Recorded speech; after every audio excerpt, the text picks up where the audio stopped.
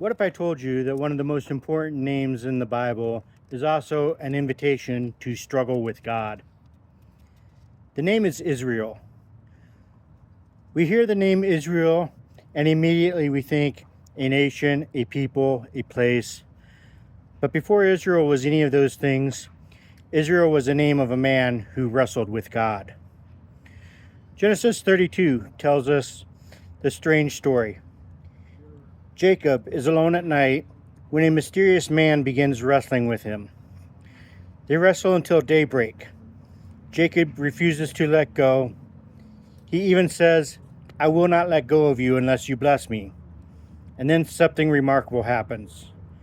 Jacob was given a new name. Genesis 32:28 says, "Your name shall no longer be called Jacob, but Israel. For you have striven with God and with man, and have prevailed." The Hebrew connects Israel with this idea of striving, contending, struggling with God. So one of the traditional biblical understandings of the name Israel is one who struggles with God. Think about that. Jacob was commended for wrestling. He wasn't told, stop asking questions, stop resisting, just believe what you are told. Instead, the struggle transformed him. Jacob went into the darkness with one name, he wrestled through the night, and he walked into the morning with another, Israel, one who struggles with God. And Jacob isn't the only person in the Bible to do this.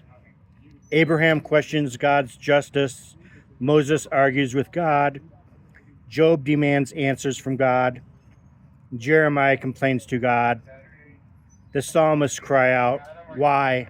How long? Where are you?" Maybe struggling with God isn't the opposite of faith. Maybe sometimes struggling with God is faith. Because there's a difference between abandoning God and refusing to accept understanding of God. That no longer makes sense. Sometimes you have to wrestle with the scriptures. Sometimes you wrestle with religion. Sometimes you wrestle with what you've been taught about God. And sometimes you have to wrestle with God himself.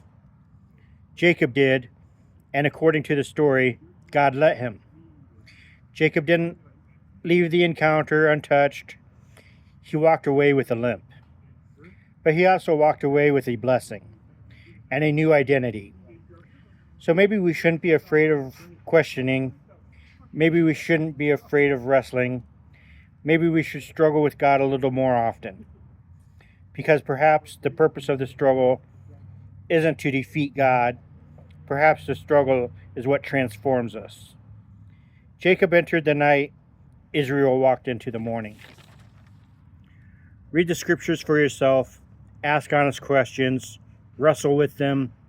Seek truth with humility, because truth has nothing to fear from careful study.